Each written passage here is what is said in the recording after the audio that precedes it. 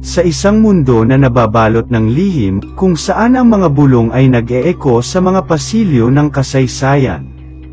Maghanda na sa isang paglalakbay tungo sa hindi pa nalalaman na mga sekreto, habang ibinubunyag natin ang mga kwento ng isang misteryosong brotherhood na nag-anyo ng daan ng sangkatauhan. Ating buksan ang mga nakalimutan ng pahina, alamin ang katotohanan, at lakbayin ang yapak ng mga taong humawak ng kapangyarihan, impluwensya, at kahiwagan. Maghanda sa isang serye ng mga tunay na kwento na magpapatayo ng iyong balahibo at tatanggi sa mga hangganan ng iyong inakalang nalalaman tungkol sa isang samahan. Ang mga sekreto'y ibubunyag. Handa ka na ba?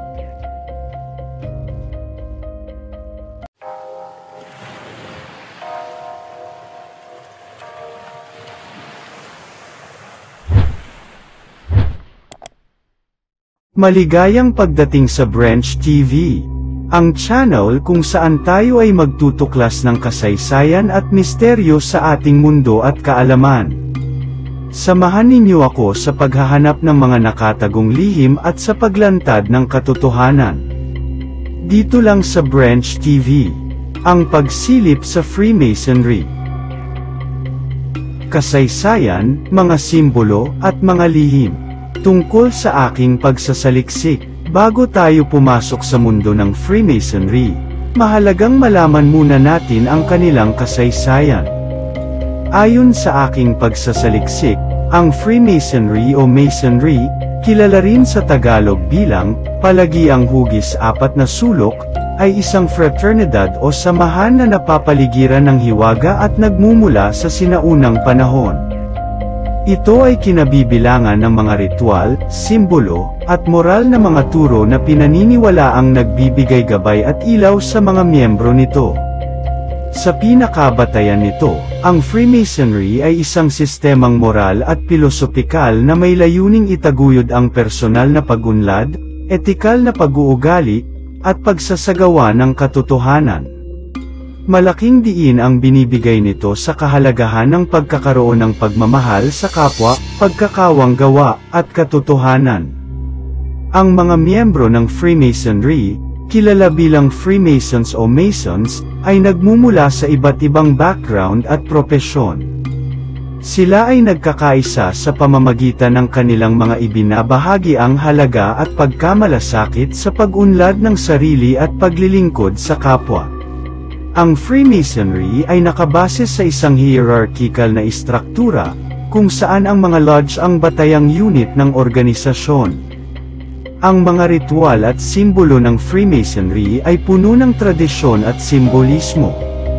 Ang mga ito ay ginagamit upang ipahayag ang moral na mga aral at hikayatin ang mga miyembro na mag-isip tungkol sa kanilang sariling pagkatao at pag-uugali. Dahil sa kanyang pagkamalihim, ang Freemasonry ay madalas na pinagbubuntunan ng mga pagkaduda at teoryang konspirasyon, na lalong nagpapalalim sa misteryo nito. Sa kabuuan, ang Freemasonry ay isang samahan na naghahangad na palalimin ang mga birtud, magtaguyod ng pagkakaibigan, at magbigay inspirasyon sa mga individual upang mamuno ng makabuluhang at may layuning buhay. Ang mga ritual, turo, at pagkakapatiran na taglay nito ay nagbuklod ng maraming mga individual sa buong kasaysayan, kaya't ito ay isa sa pinakamatanda at matatag na fraternidad sa buong mundo. Ang kasaysayan at pinagmulan.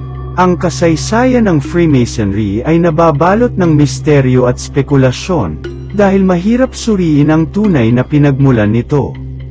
Bagaman matatagpuan ang pinag-ugatan nito sa mga guild ng mga manggagawa sa bato noong panahon ng kalagitnaang edad at sinaunang samahang fraternal, ang eksaktong lugar ng kapanganakan ng Freemasonry ay patuloy na pinagtatalunan ng mga historiador at iskolar. Isang kilalang teorya ang nagpapahayag na ang Freemasonry ay nag-usbong mula sa mga guild ng mga manggagawa sa bato na nagtatayo ng mga malalaking katedral at kastilyo sa medieval na Europa. Ang mga guild na ito, na kilala bilang mga operative lodge, ay responsable sa pagsasanay at regulasyon ng sining ng pagtatayo ng mga istruktura gamit ang bato. Sa paglipas ng panahon, habang bumababa ang demand para sa katedral na pagtatayo, ang mga operative lodge ay nagsimulang tumanggap ng mga miyembro na hindi mga tunay na manggagawa sa bato ngunit nagkakaroon ng interes sa moral at pilosopikal na turo na kaakibat nito. Sa ika-17 na siglo, naging mas speculative at intelektual na fraternal organization ang Freemasonry. Ang pagkakatatag ng unang Grand Lodge sa London noong 1717 ay isang mahalagang yugto sa kasaysayan ng Freemasonry. Ang pangyayaring ito ay nagdala ng iba't ibang mga lodge at itinatag ang isang pangunahing pamahalaang katawan na nagpapahintulot ng mga standardisadong ritual, simbolo, at mga prinsipyo. Noong panahon ng Enlightenment noong ika-18 na siglo, dumami ang mga tagasunod ng Freemasonry, kasama ang mga mahahalagang nag-iisip, pilosopo, at pampulitikang personalidad. Malaki ang naging kontribusyon ng Freemasonry sa pagtatanghal ng mga ideya tulad ng personal na kalayaan, pagtanggap, at paghahangad ng kaalaman, na nag-impluwensya sa pagkakatatag ng mga demokratikong pamahalaan at nag-inspira sa mga kilusang panlipunan para sa reforma. Bagaman ang mga kasaysayan at pag-unlad ng Freemasonry ay maaaring iba-iba ang interpretasyon, malawakan ang kinikilalang impluwensya nito sa lipunan at ang mga natatanging prinsipyo nito ng moralidad, pagkakapatiran, at pagpapahusay ng sarili. Sa pamamagitan ng mahabang at makulay na kasaysayan nito, iniwan ng Freemasonry ang isang malalim na marka sa mundo at patuloy nitong nagbibigay ng pakiramdam ng upagkakakilanlan at pagsasaklaw sa mga miyembro nito. Pandaigdigang presensya. Ang Freemasonry ay nagkalat ng kanyang impluwensya sa buong mundo, nagtatag ng mga lodge sa maraming bansa at nakagawa ng malaking epekto sa iba't ibang lipunan. Mula sa simula nito sa Europa, kumalat ang Freemasonry sa iba't ibang bahagi ng mundo sa buong kasaysayan nito. Sa Europa, sumikat ang Freemasonry noong panahon ng Enlightenment noong ika-18 na siglo. Nakapukaw ito ng interes ng mga intelektual, pilosopo, at mga pinunong pampulitika na sinang-ayunan ang mga halaga nito tulad ng personal na kalayaan, pagtanggap, at paghahanap ng kaalaman. Ang mga prinsipyong tinaglay ng Freemasonry ay naging impluwensyal sa pagbuo ng mga demokratikong pamahalaan at naging inspirasyon sa mga kilusang sosyal na pang-reform.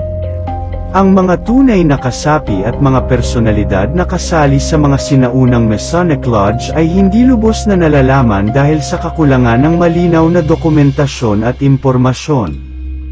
Ang mga lumang dokumento at mga record ay madalas na nawala, nasira o hindi gaanong comprehensible. Ang Freemasonry noong mga unang panahon ay karaniwang hindi gaanong maorganisa at hindi tulad ng estilo ng kasalukuyang organisasyon. May ilang mga pangunahing personalidad na posibleng naging bahagi ng sinaunang Freemasonry. Narito ang ilan sa kanila. Si Elias Ashmole, isang alchemist, 17th century antiquary, at author na sinasabing isa sa mga unang rehistradong miyembro ng isang Masonic Lodge noong 1646. Si Sir Robert Moray, isang Scots na sundalo, diplomatiko, at siya ang unang naturingang miyembro ng Royal Society. Siya rin ang itinuturing na unang miyembro ng Freemasonry na naitala, kung saan siya ay nakarehistro bilang miyembro noong 1641. Si Sir Christopher Wren, isang arkitekto na nagdisenyo ng maraming kilalang mga gusali, kabilang ang St. Paul's Cathedral sa London. Bagamat walang malinaw na patunay, ang ilang mga mapagkakatiwalaang pinagmulan ay nagpapahiwatig na si Wren ay maaaring naging kasapi ng Freemasonry. Ang mga nabanggit na ito ay ilan sa mga kilalang pangalan na konektado sa sinaunang Freemasonry, ngunit hindi maipagkakailang may iba pang mga individual na maaaring hindi pa naisa sa publiko o hindi lubos na nalalaman. Sa Hilagang Amerika, naglaro ang Freemasonry ng mahalagang papel sa pagtatatag ng Estados Unidos. Marami sa mga Founding Fathers ay mga Freemason, at isinama nila ang mga ideal ng Masonry sa mga prinsipyong pamamahala ng bansa. Ilan sa mga kilalang Freemason na nag-ambag sa maagang pag-unlad ng Estados Unidos ay sina Washington, Franklin, at Jefferson. Nakarating din ang Freemasonry sa iba't ibang bahagi ng mundo sa pamamagitan ng kolonisasyon at mga ruta ng kalakalan. Dumating ito sa Asya noong panahon ng kolonisasyon, at nagtatag ng mga lodge sa mga lugar tulad ng India, Hong Kong, at Singapore. Sa Africa, nagkabakasakali ang Freemasonry sa mga bansa tulad ng South Africa at Egypt. Sa buong ika-19 at ika-20 na siglo, patuloy na lumaganap ang Freemasonry sa African continent. Sa Pilipinas, inilunsad ang Freemasonry noong panahon ng pananakop ng mga Espanyol. Ang unang talaang Masonic Lodge sa bansa ay itinatag sa Maynila noong 1856 sa ilalim ng jurisdiksyon ng Grand Lodge of Spain. Mula noon, lumaki pa ang bilang ng mga lodge sa iba't ibang parte ng arkipelago. Hindi mababalewala ang impluwensya ng Freemasonry sa pandaigdigan lipunan. Makikita ang epekto nito sa mga larangan ng politika, edukasyon, philanthropy, at sining. Naglaro ang mga Freemason ng mahalagang papel sa paghubog ng kanilang mga komunidad at pag-abogasya para sa positibong pagbabago. Ginagamit ang mga ito sa loob ng mga seremonya ng Masonic. Mahalaga na bigyang diin na ang mga eksaktong ritual at mga detalye nito ay maaaring mag-iba ng kaunti sa iba't ibang jurisdiksyon at lodge ng Mason, dahil ang Freemasonry ay isang hindi sentralisadong organisasyon na may iba't ibang sanga at mga tradisyon. Pangyayari at mga tao na kaugnay sa Freemasonry. Sa loob ng kasaysayan, maraming pangyayari at mga tao ang kaugnay ng Freemasonry. Ilan sa mga ito ay Dr. Jose Rizal, kilala bilang isa sa mga pambansang bayani ng Pilipinas. Kilala rin si Jose Rizal bilang isang Mason. Sumali siya sa mga Masonic Lodge sa Europa gaya ng Loggia Solidaridad No. 53 sa Madrid, Spain at ang Acacia Lodge No. 9 sa Brussels, Belgium. Ang pagiging isang Mason ay nagbigay sa kanya ng oportunidad na makipag-ugnayan sa mga tanyag na personalidad at makapagbahagi ng mga ideya na nagpahiwatig ng kanyang patuloy na pakikibaka para sa kalayaan. Hanggang dito na muna. Tayo ay magpapatuloy sa aking susunod na video. Ako po si Branch TV, at maraming salamat sa inyong suporta.